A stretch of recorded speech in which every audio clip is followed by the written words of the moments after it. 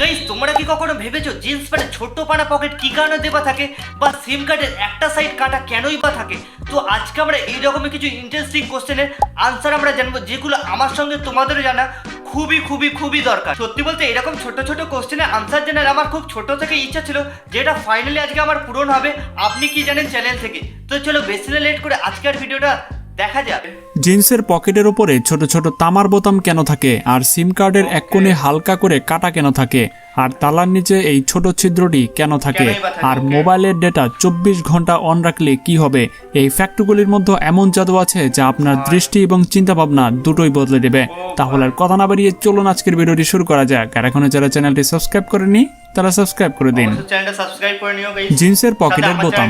আপনিও কখনো না কখনো জিন্স তো অবশ্যই পরেছেন, কিন্তু আপনি কি লক্ষ্য করেছেন যে পকেটের কাছে লাগানো এই ছোট তামার বোতামগুলি আসলে কেন লাগানো থাকে? ভাই সত্যি কথা বলতে আমরা ছোট থেকে জেনে এসেছি এই পকেটগুলো হিডেন পকেট বলে, বা ছোট পকেট বা খুচরো রাখার জন্য আমরা জানতাম।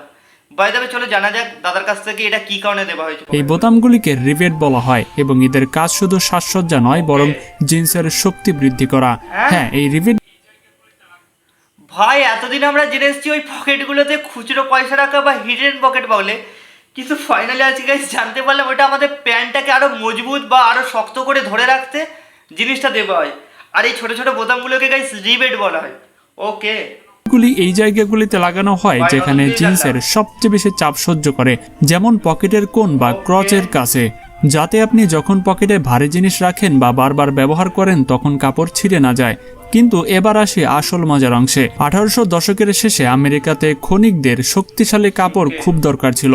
সারাদিন মাটি পাথরের মধ্যে কাজ করার সময় তাদের প্যান্ট তাড়াতাড়ি ছিঁড়ে যেত, বিশেষ করে পকেটের কাছ থেকে। তখন নেভাদার একজন দর্জি জেকব ডেভিস এর সমাধান খুঁজে বের করেন। তার ঘোড়ার খুরে লাগানো ধাতব রিভেটগুলির কথা মনে পড়ে, যা কাপড়কে শক্তিশালী করত।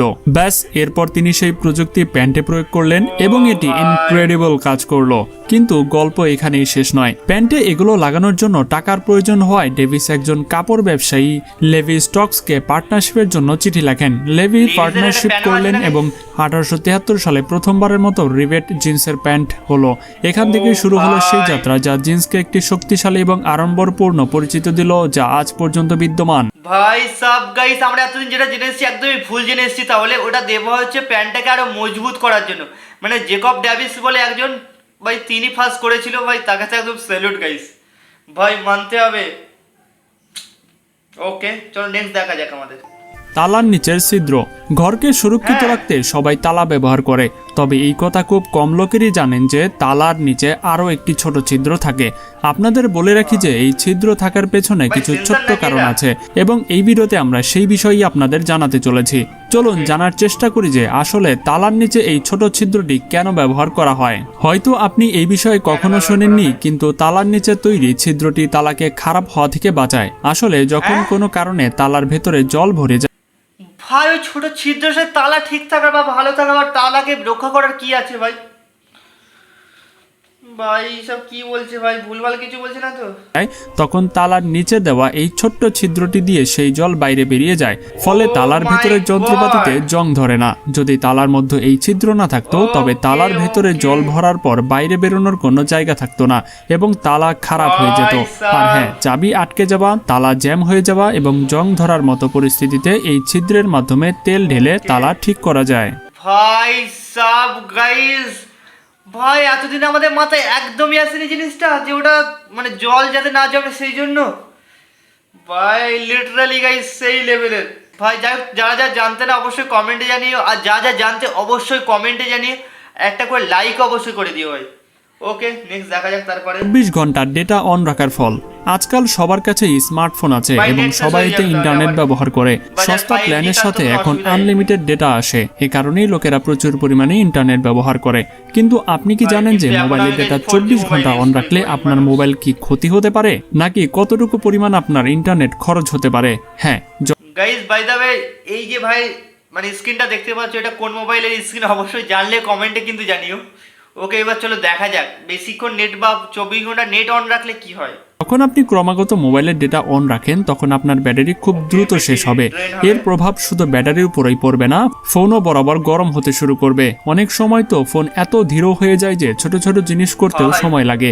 এতটুকুই নয়, সবসময় ডেটা অন রাখার কারণে আপনার গোপনীয়তা অর্থাৎ প্রাইভেসির উপরেও বিপদের ঝুঁকি থাকতে পারে। যখন ডেটা সবসময় অন রাখা হয় তখন কিছু অ্যাপ আপনার অনুমতি ছাড়াই আপনার ব্যক্তিগত তথ্য ইন্টারনেটে পাঠাতে পারে, যেখান থেকে হ্যাকাররা আপনার ফোনের উইন্ডোতে আঘাত হানতে পারে এবং আপনিও এর গন্ধও পান না। তাহলে কি করবেন? সাধারণ কথা হলো, যখন প্রয়োজন না হয় তখন মোবাইল ডেটা বন্ধ করে দিন। ভাই সাব গাইস, যাক এটা খুব হেল্পফুল, বা এটা খুব মানে আমাদের জানারই দরকার ছিল জিনিসটা। বাই দ্য ওয়ে গাইস, যা থার্ড পার্টি অ্যাপ ইউজ করে খুবই সাবধান এইরকম জিনিস থেকে। চাঁদ থেকে বারুদের গন্ধ। আপনি কি জানেন যে চাঁদ থেকে বারুদের মতো গন্ধ আসে? এটি কোনো কল্পনা নয়, বরং অ্যাপোলো মিশনের নভোচারীদের অভিজ্ঞতা।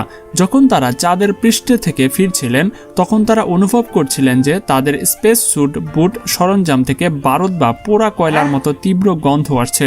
এই গন্ধ এসেছিল চাঁদের সেই বিশেষ ধুলো থেকে।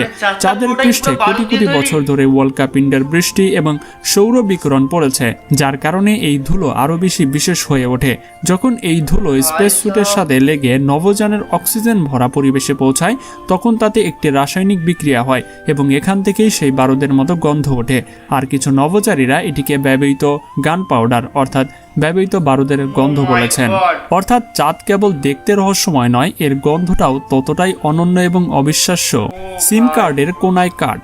স্মার্টফোন হোক বা ফিচার ফোন, আজকের দিনে ফোন সবারই প্রয়োজন হয়ে দাঁড়িয়েছে। আর ফোন থাকলে সিম কার্ড তো থাকবেই। সিম কার্ড ছাড়া ফোন কেবল একটি বাক্স না। তো গাইস, আমার সিম কার্ড গাইস খারাপ হয়ে গেছে, মানে আমি বুঝতেই পারিনি কিভাবে খারাপ হয়ে গেছে। প্রায় 5-6 দিন হয়ে গেছে। তো আমাকে এখন জিও সার্ভিস সেন্টার যেতে হবে, তো টাইম হচ্ছে না বলে যেতে পারছি না ভাই। এখন সবার কাছ থেকে হটস্পট নিয়ে সংসার চালাচ্ছি। আপনি কি কখনো খেয়াল করেছেন যে প্রতিটি সিম কার্ডের এক কোনায় হালকা কেন কাট করা থাকে?